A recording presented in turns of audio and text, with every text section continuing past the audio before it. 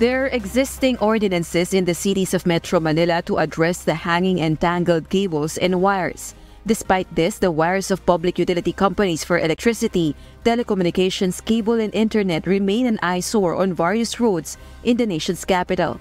Thus, Bulacan 6th District Representative Salvador Plato introduced House Bill No. 10427. This bill aims to mandate all power, telecommunication, cable, and internet providers to properly organize the installation of their wires and cables.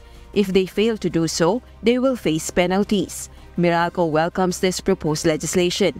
Lahat ng mga lugar na napansin namin na talagang kailangan tanggalin yung mga linya at ayusin, ginagawa natin. In fact, there were instances, pati yung mga telco facilities o internet facilities na napuputol because of our operations, we had to do it because at the end of the day, those are our poles. And currently, they have an ongoing campaign aimed at ensuring the orderliness and integrity of their facilities for public safety. However, they admit that there are cables from other public utility companies attached to their poles.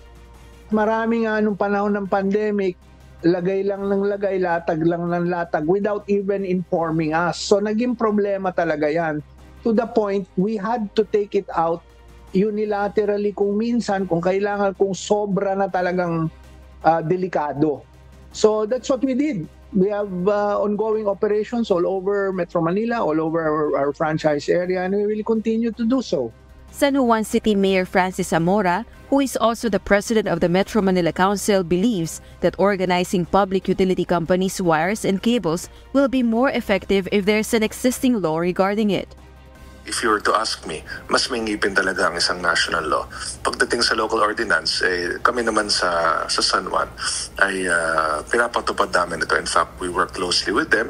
Ngunit naintindihan din naman namin yung logistical challenges para sa kanila na hindi rin ganun kadali gawin yan. Dahil kung titingnan mo yung mga lugar kung saan ito matatagpuan, yung mga wires talaga, kita mo patong-patong na, buhol-buhol na. No? So, it will be a big undertaking, but it can be done kung talagang papagpursigin. The citizens support stricter measures against public utility companies that are irresponsible with their facilities and allow hanging cables that could cause accidents. Delikado yan sa mga bahay-bahay kasi pagmumula ng sunog yan, yung di maayos na pagkakamada nila ng mga wiring. O dapat talaga bigyan sila ng para ayusin nila yung trabaho nila. Bakit naman talaga tingnan dito, doon. Kahit sana, ganun talaga, kahit doon nga sa kabila dapat nabigyan action yan Ewan ko kung saan isasumbang yan para maayos yan. Ang sa akin lang dyan, dapat ayusin na lang kung maaari, ayusin na magkabit, maglagay. Kasi alam naman nila na may batas Ngayon, kung para saan sila, wala silang magagawa. Rosa Licoz, UNTV News and Rescue. We serve the people, we give glory to God.